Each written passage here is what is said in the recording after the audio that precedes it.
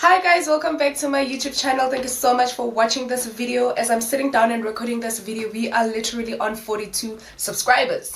The last time I uploaded a video, I was on 36 subscribers, so I gained like what, 5, 6, 7, whatever subscribers. I'm so happy about this. Thank you so much, you guys, for subscribing. To the new subscribers, welcome. To the returning subscribers, hey y'all, what it do, how you doing? So in today's video, we're going to be talking about moving out from home. Why did I move out? My expectations, my lessons, the reality of having to move out of home. So do enjoy this video. If you need to go get some water, if you need to go get some tea, if you need to make yourself comfortable, do that while we get into the video.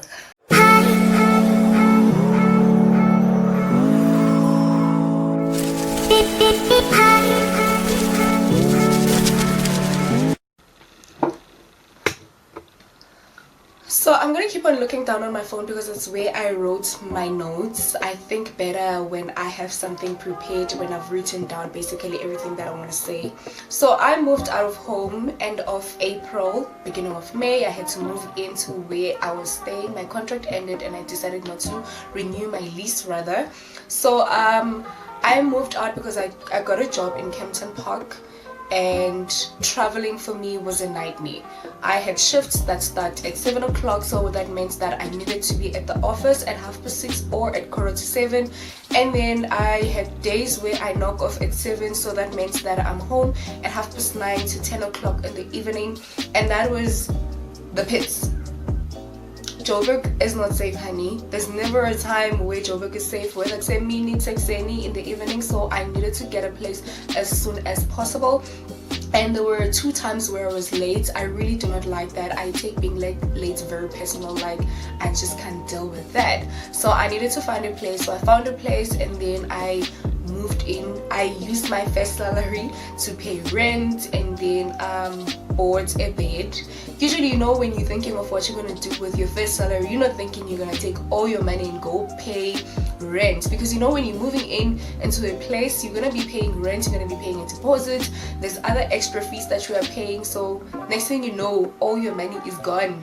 You paid rent. But then I needed to do that. I needed a place, so that's what I did. So I started buying furniture because I left the house with literally nothing. I did not have anything to my name except for my clothes. I took my mom's pots and then I started buying my things like monthly.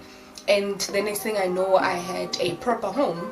But there are things that I stayed like for a couple of months without having them. I think I stayed like 2 to 3 months without a curtain, like a simple thing as a curtain. And I was not really worried about that because I lived in the 6th floor. If there is somebody that saw me, that, you know. So yeah, I didn't really think too much into that. Like there's other things that I felt like I needed, like your fridge and whatever, but your basic stuff, I felt like these are the things that I mostly need. So this is the reason why that I had to move out and go see myself out, pay my own rent, pay my own bills. Like what? Adulting. I was never ready. So I'm a very independent person. Like from varsity, I've always been that person that wants to do things on her own. So I don't want to be borrowing money or asking my parents to assist me with anything. So I basically was that person who made sure that I get what I want and do my own stuff without any assistance. If I've run out of options, then I'm gonna go back home and be like, can you guys help me with this and that? But other than that, it was okay. When you plan your things, there's nothing that you literally cannot do, because I mean everything is planned out. So what were my expectations of living alone? I think some of my expectations of living alone was that I'm gonna host, I'm gonna have people over and all of that, the freedom that comes with it. Because even a dress, one might say, however, but you used to stay at dress, you should have had freedom. I didn't really go out when I was at dress. I don't even have a reason why I never did any of that, besides the fact that I'm just not into that. But you know, I felt like there's just a certain different freedom that comes with staying alone. You know, the freedom to make your apartment look the way you want and make it look you're basically deciding on everything that you want without anybody saying, no, but then I don't want that, I want this. So that's the expectation that I had, to style my place and make it about me and make it look like how I would want it. And I actually expected to have a lot of visitors, like always have my friends come over. That did not happen. Like, it didn't happen a lot of times because firstly, I'm paying for water. Now that was another new responsibility where I had to pay for water. So when I had somebody over at my place, I'm thinking, oh God, you are using too much water. I'm paying for the service. Please don't do that. Please don't do this. So I was like, you know what? I feel like if I'm gonna monitor how people do things, I would rather not have anybody at my place. But you know, I think I did want to have that. Like I would have loved to host more people, but it just didn't happen. When you start working, you're thinking, I'm gonna do this, I'm gonna do that, but you actually don't, because you're tired. Half the time you're tired, you went to work, you come back, I was sleeping a lot. You know, like on your off days, you're like, I'm gonna do this, I'm gonna go out with a colleague or whatever, go out for drinks or go out for coffee or whatever. Girl, that does not happen. You spend a lot of time sleeping, you spend a lot of time going to run errands. It's either you buying more groceries or you cleaning your place, but it does not have to do with going out often. You just tired and you are sleeping. So that was the reality. That was the those are the expectations that I had, and some of those things that didn't even really happen. What was the reality of living alone?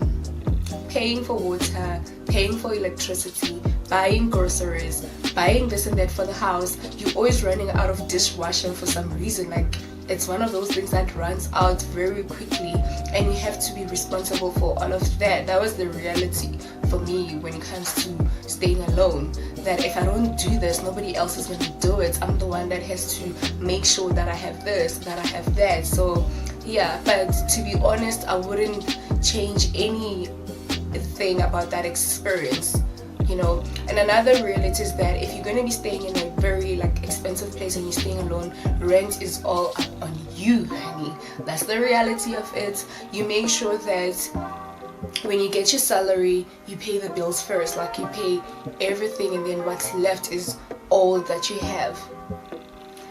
And what are some of the lessons that I learned with staying alone is that besides the fact that I have a very bad experience or a very bad past when it comes to having a roommate or housemate, whatever you want to call it, I think if you want to save on cash, you should do that. You should get a place where it's like your 2-bedroom and you guys can share the rent. Because I was living in a bachelor, and now that I think about it, or whenever I see places and their prices, I'm like, I was basically paying for a 1-bedroom or a 2-bedroom in certain places, but I was living in a bachelor.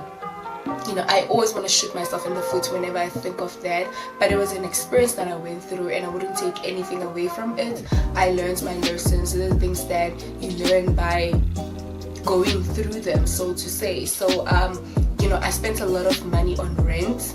I was safe, but you know, I could have gotten a 2-bedroom and we shared the rent and all of that, which is something that I plan on doing right now, because I moved out and I'm currently looking for a new place, and I'm making sure that I'm getting a 2-bedroom so that I can share the rent with somebody else. I don't think there's quite a lot of bad lessons that I learned from all of that. I'm okay with everything that I learned. I've learned to be responsible for myself. I've learned to be independent. I've learned to, you know that if this does not happen, it is all because I didn't do it. You know, it was really fun. I'm not gonna lie. It's totally amazing. I know there's people, when I mention, you know, there's people that are just not afraid to ask certain questions that are like, how much rent are you paying? And when you tell them, they're like, oh my god, you're basically paying for a house. And I'm like, or why don't you just buy a house and pay for that. And I'm thinking, first, I didn't have time to be thinking of getting a house. I needed to move out. Like, I needed to move out as soon as in yesterday. So when I got the chance to move out, I did that without thinking too much into it, without thinking, oh yeah, I need to buy a house. And honestly, I don't think buying a house is as easy as that. Like, just like, oh yeah, I want a house, and then you go into the bank or you go to a estate agent and like, you know what, I need this and that, you know. So then I would have bought a house.